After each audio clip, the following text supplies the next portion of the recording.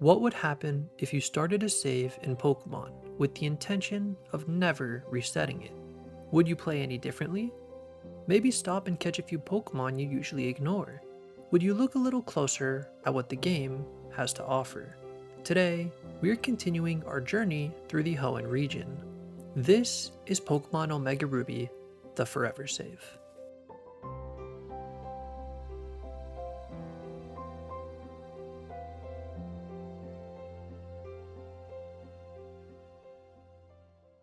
If you're new to this series, let me explain exactly what a Forever Save is. Of course, we're going through this game with the intention of never resetting it, so I'm going to be battling every trainer, collecting every item, and catching every Pokemon in the game. This is part 3 of my series in my journey through Pokemon Omega Ruby.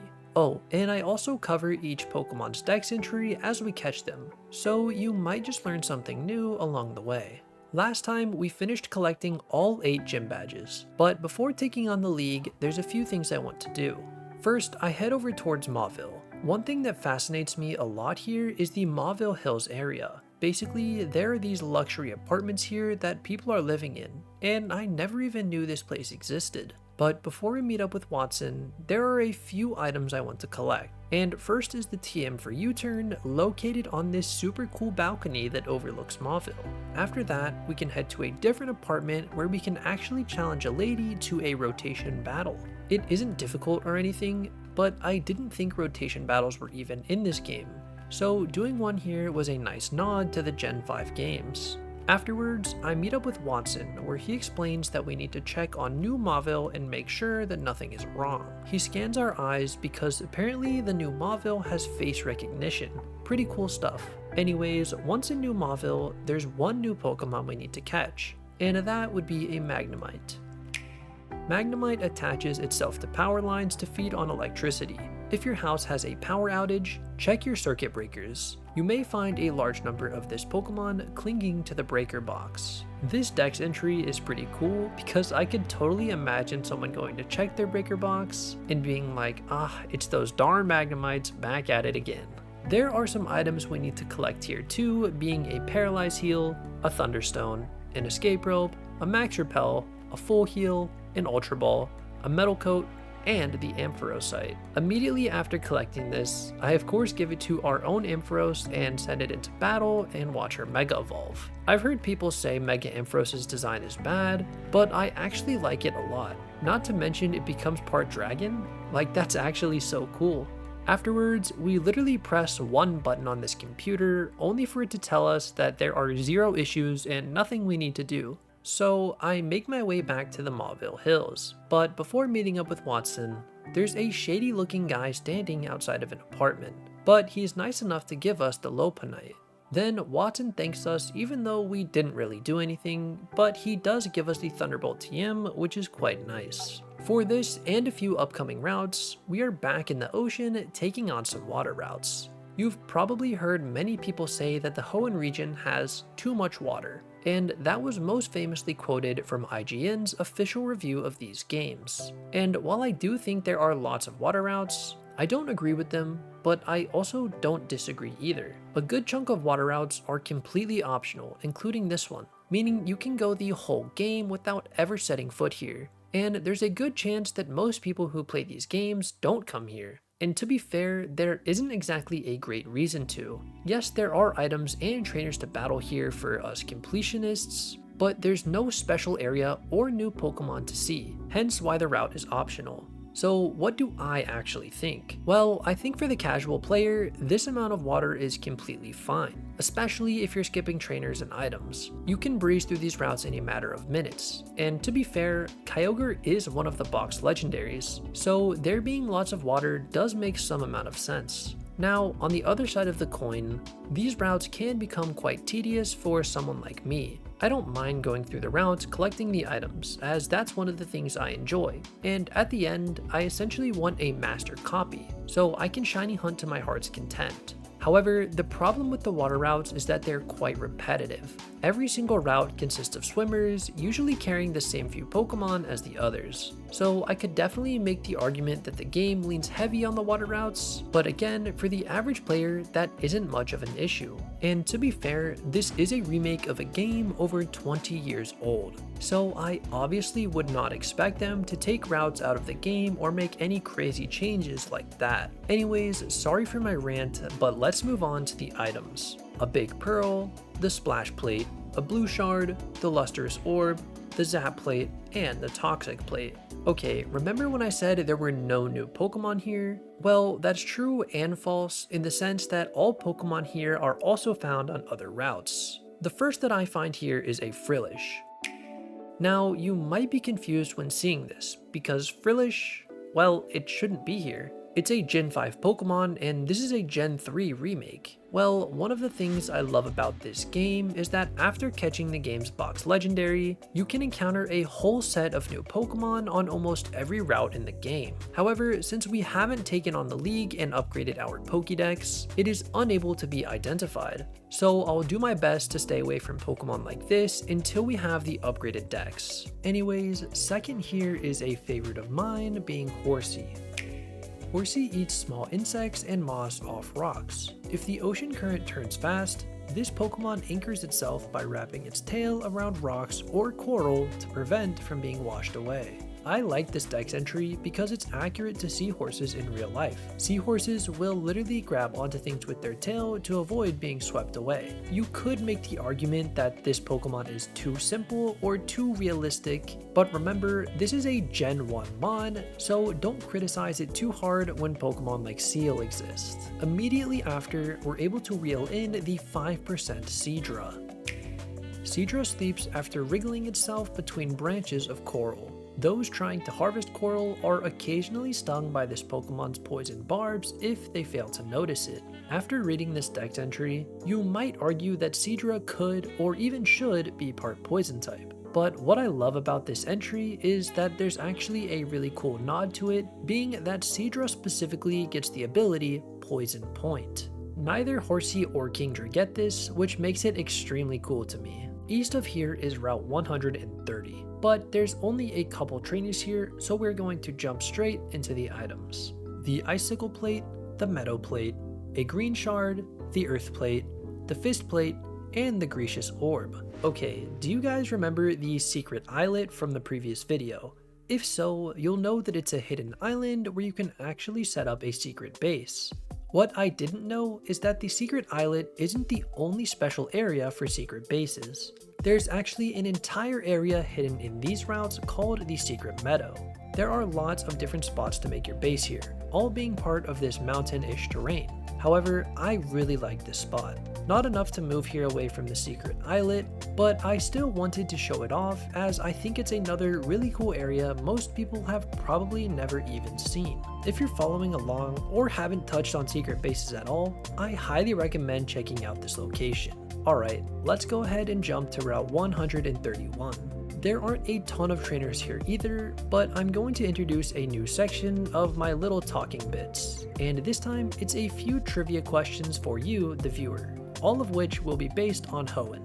In Pokemon Omega Ruby and Alpha Sapphire, the fossils are found randomly in the corner of the desert. However, back in the original games, there was a special location in the desert where you had to go to collect your fossil.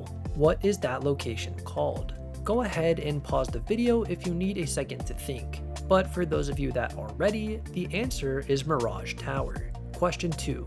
Hoenn has two fossils. One revives into Lilib and the other into Anorith. These fossils have names. For example, Omanite is the Helix fossil. What are the names of the Gen 3 fossils? Again, go ahead and pause the video if you need a second to think. But for those of you that are ready, the answer is the Root fossil and the Claw fossil. Alright, we'll do one final question, and that is, Hoenn is the only region to introduce two pseudo-legendaries. If you don't know, a pseudo-legendary is a Pokemon with a base stat total of exactly 600, usually a dragon type, but not always. What are the two found in Hoenn? Again, take a pause if needed, but for those ready, the answers are Salamence and Metagross. This is me sort of testing out a new section, so please let me know if you like stuff like this, or if you'd rather hear me yap about life, the game, or whatever.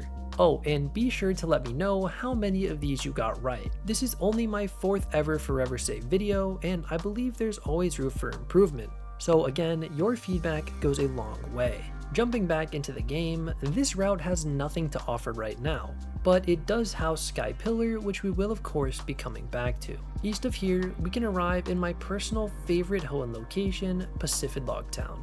While here, we need to collect a short list of items. The Psyshock TM, a Heart Scale, the Kangaskhanite, a Big Pearl, the Return TM, the Frustration TM, and the Fling TM. Seeing as this is my favorite, I wanted to do something special here, and that special thing is to actually find ourselves a shiny. The really cool part about this area is that with a Super Rod, Wailmer has a 100% encounter rate, so let's get to fishing. If you don't know, chain fishing is an easy to learn but hard to master shiny hunting method, with some of the best shiny odds maxing out at 1 in 100. Now, you might be wondering why I'm going for Wailmer and not something else. And that's because we actually need a Wailmer for something coming up very soon. Well, more specifically a Whale Lord. Gen 3 enthusiasts are well aware of what this is needed for, but those of you that don't, let's just say you're in for something special. Anyways, we get fairly decent luck, and after only about an hour, I'm able to reel in the purple whale. If you're anything like me, you always save your Master Ball. Not for anything in particular, but it just feels nice to have one. You know, just in case. But instead of saving it like I always do, I decide to use it here on the Wailmer. The Master Ball matches the shiny way too perfectly, so I just felt like I needed to do it. Oh, and also his name is Onion. With the purple whale added to the collection, we're moving on to a section of 3 routes. If you've played any Hoenn game, you probably have heard of these routes, but if you've actually tried to go down all of the paths, battle the trainers, and collect the items, you'll know it's extremely tedious. Anyways, enough complaining by me. I want to touch on, well, the unofficial rule set of a forever save. The entire point of a forever save is, well, to keep it forever, and what you do in it may vary from person to person. Some people might like 100%ing the game, while others may prefer just to play it casually, maybe catch a couple Pokemon and keep those in the box. What I'm saying is that a forever save should be played the way you enjoy most. The reason I say this is because I've had 1 or 2 comments of someone saying they didn't like how I traded in my team.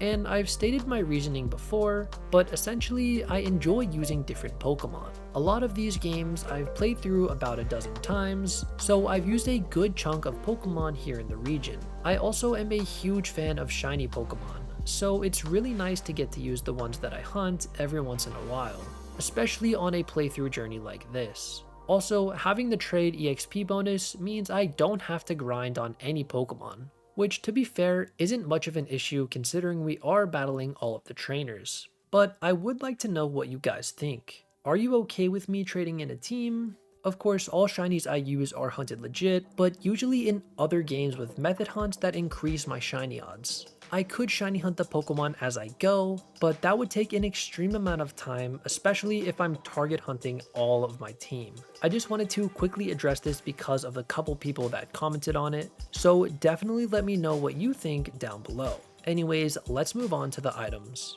A rare candy, the Psych Up TM, a Star Piece, a Protein, a Big Pearl, a Heart Scale, a second Heart Scale, a Carbos, the Sludge Wave TM, a Max Revive, the Rock Slide TM, a Star Piece, a Calcium, and 1 last Heart Scale. You saw me collect all of these items in a matter of seconds. But in reality, clearing these routes took way longer than any other routes in the game, because I had to constantly fly back to the beginning to take the different water currents. Anyways, remember how I said that we're going to need a Wailmer for something special? Well, that's happening right now. Oh, and we're also going to need a Relicanth, which luckily we caught earlier in this series. Wailmer still needs 5 levels before its evolution, so I end up using my rare candies. Was it inefficient? Yes, but what else am I going to use them on realistically? Anyways, if you take a dive underwater here on Route 134, you'll eventually end up in the sealed chamber. There's a lot of text here in the unknown language, but what you need to know is that here in the first room, the cavern's northern wall translates to dig here, which of course we do. This reveals a second room with 6 tablets, each one telling stories about how the Regice were sealed away. In the very back lies a stone that reads, "First comes Relicanth, last comes Wailord."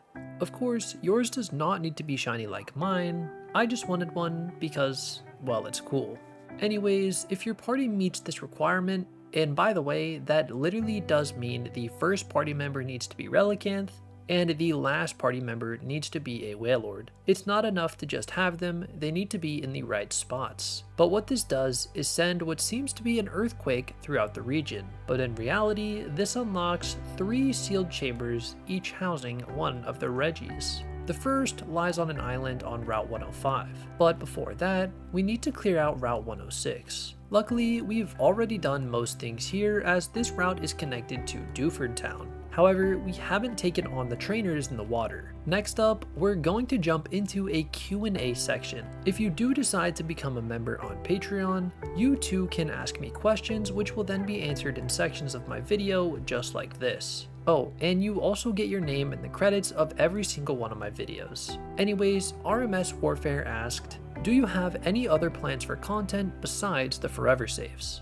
And well, the answer is yes and no. The Forever Save series is something I really enjoy and plan on covering pretty much every game there is, as having a Forever Save in every single Pokemon game would be super cool. However, burnout is a real thing, and if I ever start to feel that way, I would definitely consider posting a video on a different topic in between some of the Forever Save stuff. Some of my ideas for stuff like that is a video on reading dex entries, or even a very laid-back Nuzlocke style video. If you're interested in either of those, definitely let me know. And if you're only here for the Forever Save content, that's totally fine too, as I'm not feeling any burnout towards that at all, especially considering all of you guys leaving such positive feedback. Let's jump into the items here on Route 105. A heart scale, an iron, and a big pearl. Now, if we head to the west side of this route, you can see an island surrounded by 6 rocks, and inside awaits a puzzle that we need to solve, and again, it is in the unknown language. The text here translates to, "Stop and wait unmoving as the time passes by you twice," which essentially just means stand still for 2 minutes. And after that time passes, the entrance appears before us, and inside is the frozen member of the trio, Regice. So, fun fact, I've actually never done any of these puzzles. Of course, I've seen them and know how to do them as they've been out, well, for over 20 years at this point, but I still never got around to doing any of them. It was always too tedious to go get the Wailmer, evolve it, and go catch a Relicanth. It's a lot easier here in the remakes, but doing it in the original games never really happened for me as I've only played through Emerald once. Anyways, after only a few Ultra Balls, we can claim Regice for ourselves. Regice's body was made during an ice age. The deep frozen body can't be melted, even by fire. This Pokemon controls frigid air at -328 degrees Fahrenheit. We all know the Regice existed long ago, but this dex entry states that this ice can't be melted, not even by fire.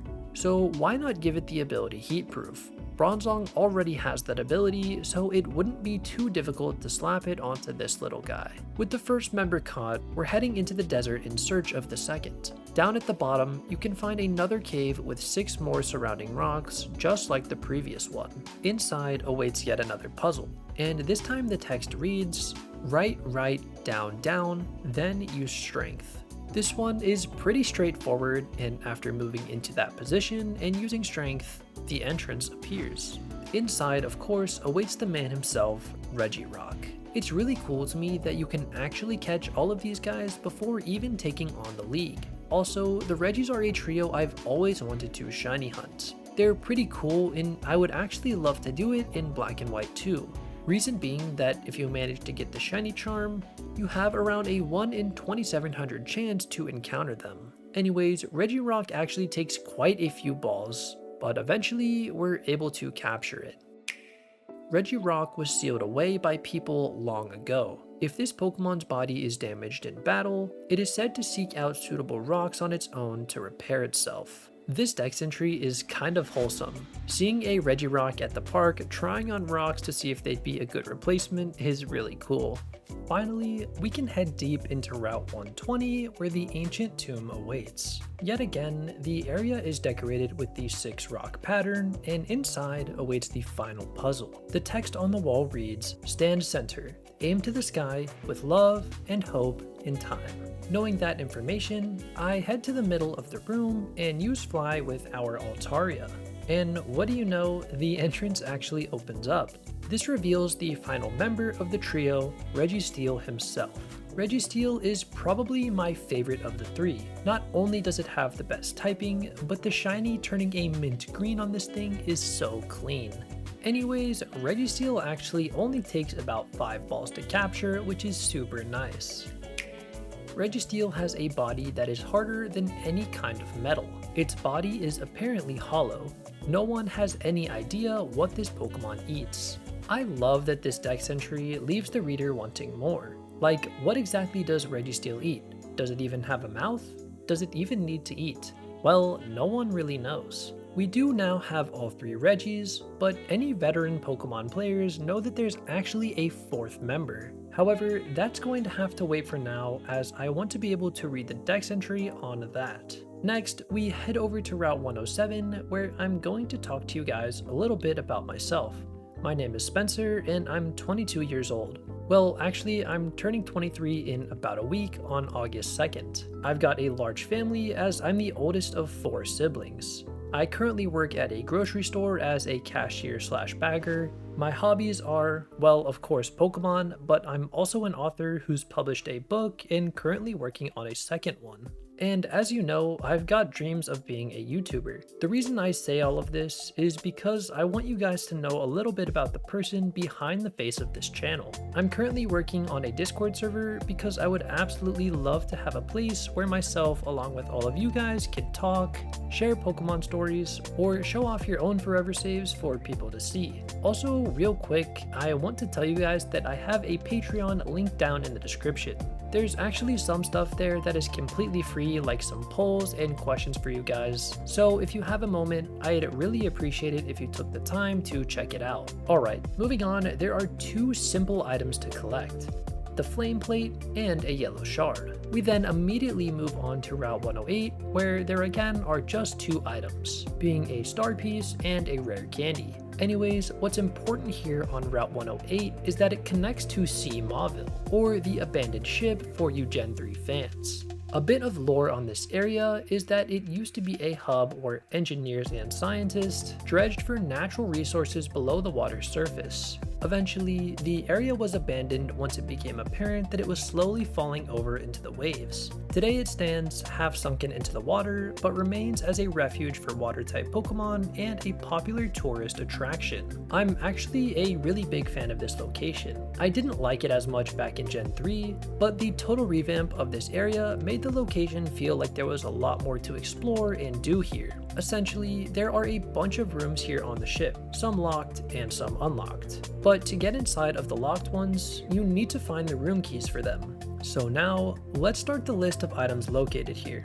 An escape rope, the rain dance TM, a max repel, the room 1 key, a white herb, a dive ball, the room 2 key, the room 6 key, a revive, the room 4 key, and the storage key.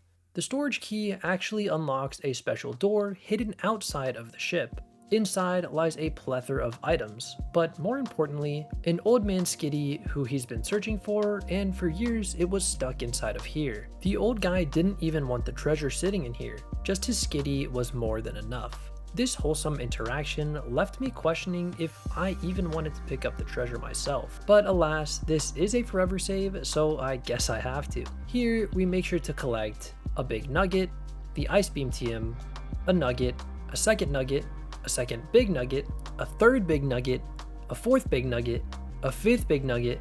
Okay, there's a lot of nuggets, so I'm sure you get the point. Aside from nuggets, we do collect a luxury ball and the Beedrillite. There's one final item we can collect at the very bottom of Sea Mauville, and that is the scanner. What's fascinating about this item is that if you talk to the scientist near the front of the ship, he'll tell you to deliver this to Captain Stern. So I make my way back to Slateport and seek him out. Stern asks if he can have it, which I do say yes to, and in return he hands over the clear bell. We then can return to see Mauville, where the clear bell seems to be reacting. But even cooler, at the very tip of the ship, there's a portal waiting for us. And inside is none other than the legendary Pokemon himself, Ho-Oh. I love the legendary encounters in this game. They added them in such a unique way, and I'm experiencing all of this for the first time 10 years after these games' release. Anyways, Ho-Oh doesn't take too long, and after about 10 Ultra Balls, I'm able to capture it.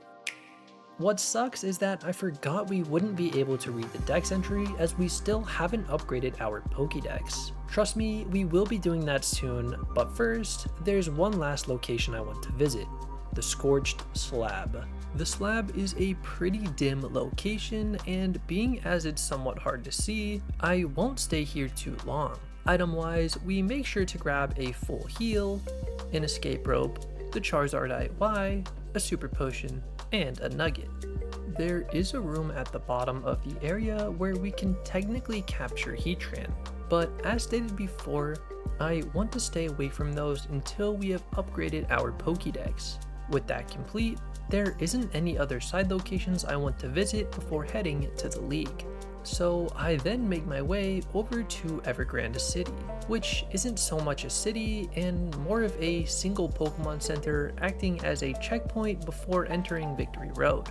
Before heading inside, there's a 5% Corsola that I need to catch here, and I actually get quite lucky and reel it in on my very first cast.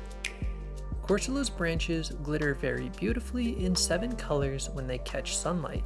If any branch breaks off, this Pokemon grows it back in just one night. Corsola is a pretty forgettable Pokemon, or at least it used to be for me. But if you've seen the gorgeous blue of its shiny, you'll know it's one of the best out there. Before we head into Victory Road, there's a single hidden item here being a revive. In my opinion, this is the second best Victory Road in the history of Pokemon, second only to Pokemon Black and White 2. But before we talk more about that, there are some new Pokemon that we need to add to our collection, and the first I find is a little Loudred. Loudred's bellowing can completely decimate a wood frame house. It uses its voice to punish its foes. This Pokemon's round ears serve as loudspeakers. I wonder if at parties, people invite Loudred just to be the speaker/DJ. I could totally see that. Second here is the fighting psychic type Medicham. It is said that through meditation, Medicham heightens energy inside its body and sharpens its 6th sense. This Pokemon hides its presence by merging itself with fields and mountains. Medicham is actually a super underrated Pokemon in my opinion, and spoiler alert, you might just be seeing one on my team in the next Forever Save. Third is another fighting type in Hariyama. Hariyama practices its straight arm slaps in any number of locations. One hit of this Pokemon's powerful, open-handed straight arm punches could snap a telephone pole in 2. Okay, so telephone poles vary in material, some made of wood, others of steel, sometimes even concrete. If this dex entry is saying that it can punch through any of these, you have nothing but my respect, Hariyama. Fourth is the rock steel type Lairon. Lairon tempers its steel body by drinking highly nutritious mineral spring water until it is bloated. This Pokemon makes its nest close to springs of delicious water. I have yet to see this Pokemon located near springs, but I do think it would be funny to see a bloated Lairon. Next, I want to touch on a few things I've got going on in my life. I try to keep my videos right around the 1 hour mark, but as you'll notice, this one is a bit shorter. There's a few reasons for that. One is that I didn't realize how much content that I was going to be covering before the League, and I somehow genuinely thought that I'd be able to take down the League, complete the Delta episode, cover all the routes, catch all the new Pokemon and all of the legendaries around the map in one episode. Actually insane that I said that, and if you're watching the supercut of this, you probably also thought that was insane for me to say earlier. Anyways, what this does is put me in an awkward spot lengthwise, where if I were to take on the league and then start the Delta episode, I would either have to cut it off somewhere in the middle or make a very long video and delay the standard upload schedule. So this video, the main goal is to take on the league. But I won't lie, I'm really getting the itch for some of the older Pokemon games. This will be the final video on the Omega Ruby Forever save, for now. Emphasis on for now. I plan on returning to do post-game content, but having played so much Gen 6 recently, I know I'm going to burn out if I don't mix it up. What this means is that I plan on starting a new Forever save in one of 3 games, and I'd love to get your opinion on which one. What I'm thinking now is Pokemon Heart Gold / Soul Silver, Pokemon Black and White 2, or Platinum. These 3 games are phenomenal and I genuinely can't wait to play them. Of course, we will eventually cover all 3, but whichever one you guys want to see the most is what I will start with. I currently have a poll up on Patreon, which you can vote on even without becoming a member. However, if you'd prefer to let me know down in the comments, that's totally cool too, as I read every single one. One more thing is that I will be out of town next week in North Carolina visiting some family, and I won't be able to record while I'm up there. Basically, I have 2 options, as I still want to make a video for you guys. First is a supercut of basically all of the dex entries. What I would do is cut the clips from my Forever Save videos and would title it something like 1 hour of Gen 6 dex entries to fall asleep to. Option 2 is my complete journey through Pokemon Omega Ruby. Basically a 2.5 hour video where the Pokemon Omega Ruby Forever Save videos are all combined into one. In addition, I plan on adding some fun Easter eggs into that video and cut out the intros in between each one, along with some post-commentary bits here and there to keep it fresh. Both of these videos will probably get posted on the channel regardless. I would just appreciate which one you'd prefer me to work on next week while I'm out of town.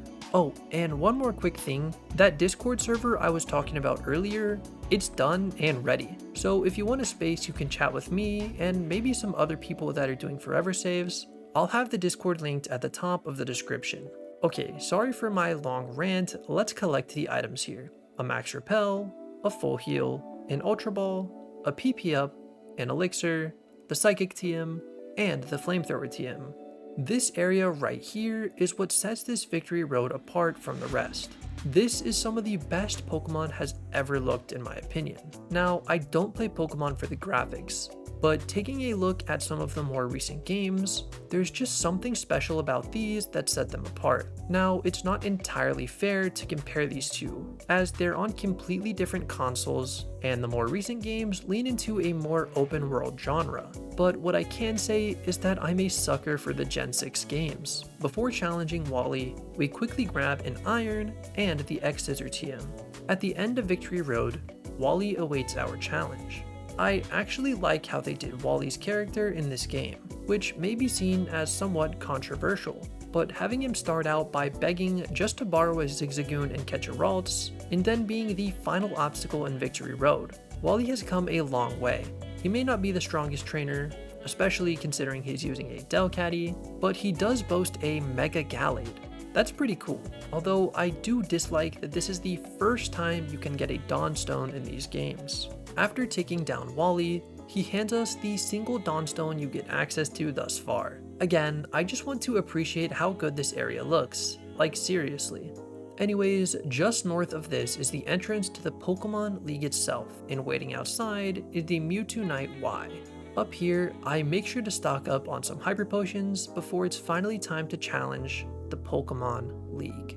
This is the reason I love this league's design so much. Just take a look at this area. The atmosphere, the colors, the bridge, the attention to detail here is absurd. Originally, I was going to do a live commentary while taking down the Elite Four. However, I don't think that would be doing it justice. Sidney is the first member of the league who is a dark type specialist. Unfortunately, his team is quite underwhelming though. I personally think he should have a Mega Absol, since, well, Absol is already his ace. I know they're trying to make the games easier for the younger audience, but making his Absol Mega would be a really nice touch, because the Elite Four is, well, literally the final challenge of the game. Regardless, Luna ends up sweeping the entire team, despite being my lowest leveled member. And just past this lies an even more cinematic area.